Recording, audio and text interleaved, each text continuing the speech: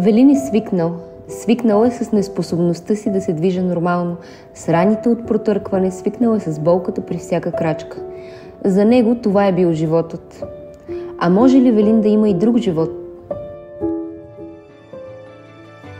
Днеска ще оперираме Велин. Доста сериозно предизвикателство. Има сериозно изкривяване на кучевата кост, сериозен артрит и проблем. Това е съдбата на бездомните и изоставените кучета. Има решение за проблема, слава Богу. Той представлява корекция на това изкривяване, така наречената артродеза. Накрая ще има една по-голяма пластина, която да фиксира хем корективната остеомия, хем артродезата и с малко доза късмет радикално ще се променят нещата. Има живот без болка, има живот пълен с игри, с гонене на вятъра, живот с радост и липса на грижи. И животът на Велин е вече точно такъв.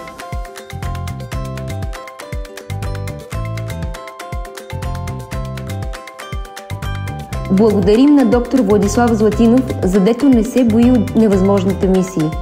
Благодарим и на дарителите, заради които фермата съществува и помага на кучета като Велин.